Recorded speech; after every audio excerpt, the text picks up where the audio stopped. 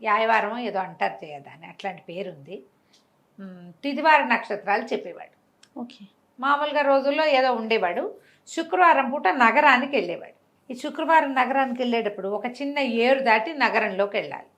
ప్రతి శుక్రవారము వెళ్ళి కొంతమంది ఇళ్లలో ఇవాళ తిథి ఇది అని చెప్పేవాడు. ఈ శుక్రవారము చేపలు పట్టేవాడు ఏట్లో. ఆ చేపలు కొన్ని వారేసిన చేపలు తినడానికి ఒక నక్క అక్కడికి చేరేది. ఈయన చిన్న తెప్ప మీద దాటి వచ్చి వెళ్ళేవాడు ఊళ్ళోకి. అయితే ప్రతి శుక్రవారము ఆ గట్టు మీద కూర్చునే నక్కకి తిదివార నక్షత్రాలు చెప్పేవాడు.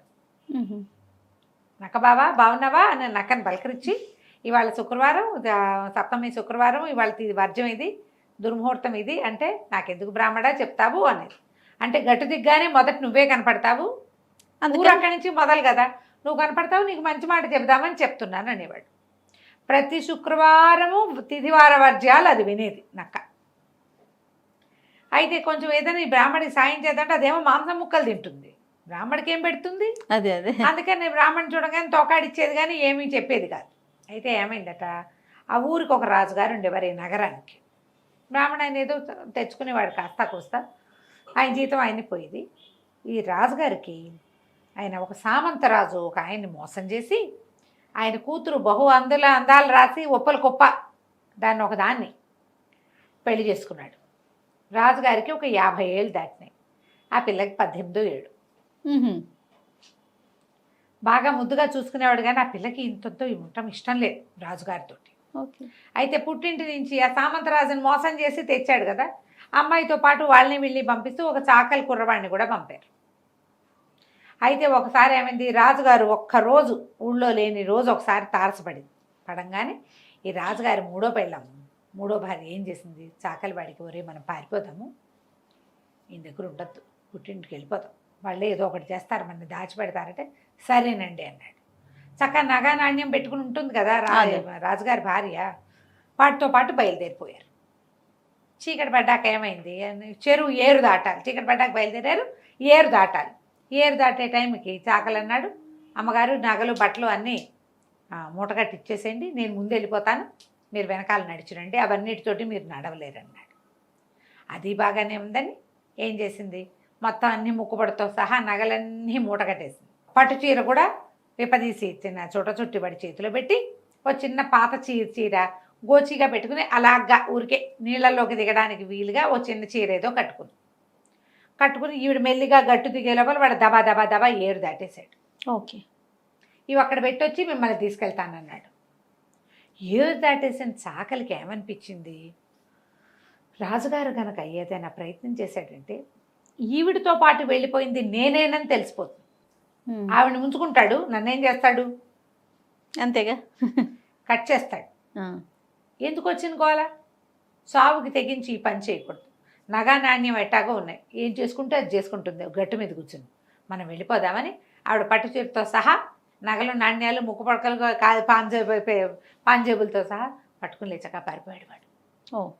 ఈవిడ చూసిందో వాడు వచ్చి తీసుకెళ్తాడు అనుకుంటోంది కదా, సామాన్లు పోయినాయి, కొద్దిగా ఏదో చిన్న మూట కూడా తెచ్చారు, ఈ ఒంటి మీద ఉన్నా కూడా ఊడ్చుకుపోయాడు. లబో దిబోమని చూస్తోంది, మతి చెడిపోయింది, ఏం చెయ్యాలో తెలియటల్లా ఆ గట్టు మీద నిలబడింది. ఇంతలో ఏమైంది, నక్క ఆ దారికుండా వస్తుంది, అది ఇంత మాంసం ముక్క నోటితో పుచ్చుకుని వస్తుంటే అది నీళ్లలోకి దిగబోతుంటే ఒక చేప ఇలా ఎగిరింది. ఎగరగానే ఆ నక్క అనుకుంది చేపను పట్టుకుందామని మాంసం ముక్క వదిలేసి చేపను పట్టుకుపోయింది. మాంసం ముక్కేమో నీళ్ళల్లో కొట్టుకుపోయింది, చేప ఏమో నీళ్ళల్లో పడిపోయింది, దొరకల. ఓకే.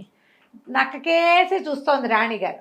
ఆవిడకి అర్థమైంది రెండింటికి చెడ్డ రేవడైంది, ఇది పక్క పక్క పక్క పక్క నవ్వేసరికల్లా దక్కంది, ఏమి నన్ను చూసి నవ్వుతున్నావు, నువ్వు ఇటు అత్తారింటికి కాదు అటు పుట్టింటికి కాక నువ్వు చెడిపోయావు, నాకే ఉంది, ఈ పొలంలోకి వెళ్ళాలంటే మాంసం ముక్కలు కావాల్సినవి దొరుకుతాయి, శుక్రవారం వచ్చిందంటే అన్నీ చేప ముక్కలే అనగానే ఈ రాణిగారు అడిగింది, నా సంగతి నీకెట్టా తెలుసు, నీ సంగతి ఏమిటి, నీకు అటు 7 తరాలు ఇటు 3 తరాలు చెప్తాను నేను, నీ సంగతి అంతా నాకు తెలుసు, సాకలాడి డబ్బులు గీబులు పట్టుపోయాడు కదా, అన్నీ పట్టుపోయాడు నగా నాణ్యం అనేసరికల్లా వల ఏడ్చింది రాణిగారు. అయ్యో నేనేం చేయాలో నాకు తెలియటం లేదు, ఒంటి మీద బట్టలు కూడా సరైనవి లేవు, ఊళ్ళోకి ఎట్టబోను, నీళ్ళలోకి దిగుదామని చిన్న చీర కట్టుకున్నాను, అదే మరీ చిన్నది, బట్టలేమో మోకాళ్ళ దాకా తడిసిపోయినాయి, నగలేదు, నాణ్యం లేదు, నన్ను ఎవరు గుర్తుపడతారో పట్టరో తెలియదు, గుర్తుపడితే ప్రమాదం, గుర్తుపట్టకపోతే పట్టకపోతే ఇంకో ఇబ్బంది. ప్రమాదం. రెండు ఇబ్బంది. ఏం చేయను అని లబోది బొమ్మని ఏడ్చింది. నక్కంది, సరే నీకు ఒక ఐడియా చెప్తా. ఈ నీళ్ళలో కూర్చుని పెద్ద పెద్ద కేకలు పెడుతూ జుట్టు అంతా ఊడదీసేసుకో, ఈ చింకి చీర ఇంకొంచెం చింపుకో, చిన్న చీరని ఇంకొంచెం చింపుకో, వెర్రి కేకలు పెడుతూ ఉండు, ఎవరు కనిపించినా సరే మా ఏట్లోంచి మట్టి తీసి చోట చేపెట్టి గట్టు మీదకి విసిరేయి, బట్టలు తడిపేసుకో, పిచ్చికేకలు పెడుతూ ఉండు, నీకు పిచ్చెక్కిందని ప్రచారం అవుతుంది, పిచ్చెక్కి ఏట్లో పడి కొట్టుకుంటున్నావని ప్రచారం అవుతుంది.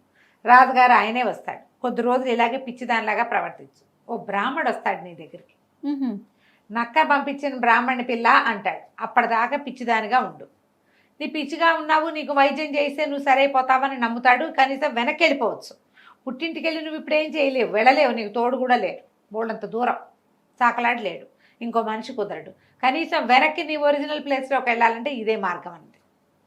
ఈ అమ్మాయి ఒప్పుకుంది.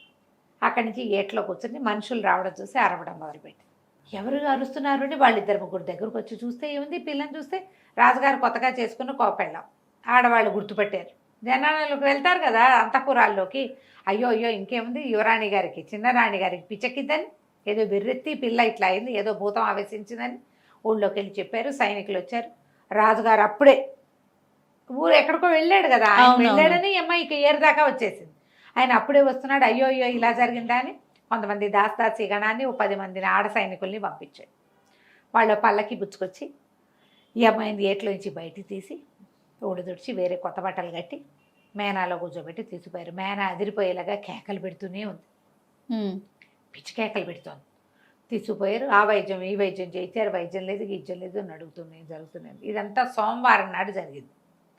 శుక్రవారం దాకా కథ నడిచింది. శుక్రవారం పొద్దున్నే బ్రాహ్మడు నక్క దగ్గరికి నక్కకి వారం వర్జం చెప్పడానికి వచ్చాడు. ఆయన ప్రతి శుక్రవారం ఊళ్ళో వస్తాడు కదా. ఈ నక్కంది, బ్రాహ్మణ ఆయన నువ్వు ఇన్నాళ్ళ నుంచి నాకు వారం వర్జం చెప్పి చాలా మేలు చేస్తున్నావు, నీకు కూడా నేను ఒక మేలు చేస్తా. యువరాణిగా చిన్నరాణి గారికి పిచ్చెక్కింది, నువ్వు వెళ్ళి ఆ పిచ్చి కుదుర్చు అనేసరికి బ్రాహ్మణ అన్నాడు, నాకు అవేమి రావు బావా, నాకు వచ్చింది ఏమిటి వారం వర్జం చెప్తా, పంచాంగం చూసి చెప్తా, పిచ్చిలు గిచ్చులు నేనేం కుదురుస్తా, నాకు మంత్రం రాదు గింత్రం రాదు అనేసరికి నాకంది ఏమీ లేదు, నువ్వు కొంచెం మంచిగా వేషం వేసుకో, మంచి శాలువా ఒకటి కప్పుకో, వెళ్ళి పేరు రాణి గారికి పిచ్చి కుదురుస్తానని చెప్పు, నేను లోపల తీసుకెళ్తారు, కాసేపు హాం హీం అని మంత్రాలు చదువు, కాస్త గుగ్గిలం పొగయి, ఎర్ర పూలు పచ్చ పూలు అని పువ్వులు కావాలి అవి కావాలి ఇవి కావాలని హడావిడి చెయ్యి.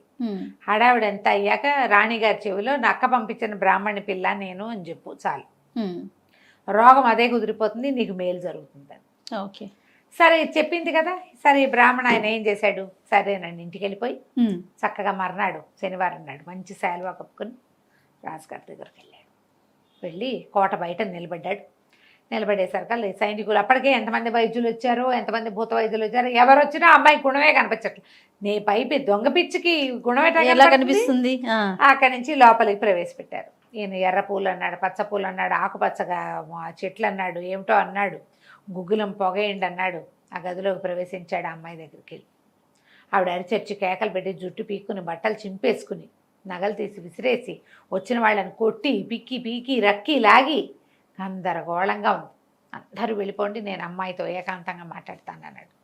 అందరూ వెళ్ళిపోతే ఆ పిల్ల ఇంకా కేకలు పెడుతుంటే, అమ్మాయి నేను నక్క పంపిన బ్రాహ్మణమ్మ అన్నాడు. అనగానే వెంటనే రాణిగారు, బాబు దండాలండి అనగానే ఈయన ఏం చేశాడు, సరే పడుకో నీకు తగ్గిపోతుందని చెప్తాను, రేపటి నుంచి నువ్వు మామూలుగా ఉండని చెప్పి బయటకు వచ్చి రాణిగారిని పరీక్షించుకోండి, ఆవిడ జబ్బు కుదిరిపోయింది, ఆవిడని ఒక ప్రేతం పట్టింది, దాన్ని వదిలించాను, ఇదిగోండి సీసా అని చూపించాడు. సీసాలో పొగ ఉంది, పొగ పెట్టారు వీళ్ళే. ఆ పొగ ఇందులోకి వస్తే ఏముంది, లోపల కనిపిస్తుంది కదా, నేను దీన్ని భూస్థాపితం చేసి వస్తానని కొంతమంది సైనికులను వెంట తీసుకుని ఆయన ఎక్కడో సముద్రం నది తీరంలో పాతేసి వచ్చాడు. రాజుగారు ఆశ్చర్యపోయారు. తెల్లారేసరికి రాణిగారు మామూలుగా అయిపోయింది, ఏమీ లేదు. అప్పుడు ఇక బ్రాహ్మణ్ణి పిలిచి, బాబు నువ్వెంతో గొప్పవాడివి, నీకు అగ్రహారం ఇస్తాం, ఇల్లు ఇస్తాం, వాకిలి ఇస్తామని బోళ్ళని వజ్రాలు రత్నాలు, ఓ ఇల్లు వాకిలి, ఓ 10 ఎకరాల పొలము, అక్కడి నుంచి రోజు వచ్చి తిదివార వర్జాలు రాజుగారికి చెప్పే ఏర్పాటు చేశారు. సూపర్. అక్కడి నుంచి ఈ ఇదంతా తెలుసుకుని నక్క దగ్గరికి వెళ్ళి ఈ బ్రాహ్మణ ఆయన, అమ్మ నేను నక్క బావా, నీకు వారం వర్జం చెప్పినందుకు నువ్వు ఇట్లాంటి సహాయం చేసావు, మా ఇంట్లోకి నిరాటంకంగా వచ్చి మా పొలాల్లో పండే అన్ని రకాల కూరగాయలు రుచి చూస్తూ మాతో ఎప్పుడు స్నేహంగా ఉండు నువ్వు అని చెప్పేశాడు. అక్కడి నుంచి ఈ నక్క ఏం చేసేది, ఈ చెరువు దాటి వచ్చినప్పుడల్లా, ఏరు దాటి వచ్చినప్పుడల్లా ఊళ్ళోకి వచ్చి బ్రాహ్మణ ఇంట్లో ఏదైనా పప్పు పాయసం చేస్తే హాయిగా తిని వెళ్తుండేది కథ కంచికి మన ఇంటికి. బాగుందండి నక్క చేసిన సహాయం. నమస్తే. నమస్తే జీ. సుమన్ టీవీలో మీ పర్సనల్ అండ్ బిజినెస్ ప్రమోషన్స్ కోసం కింది నెంబర్కి కాంటాక్ట్ చేయండి.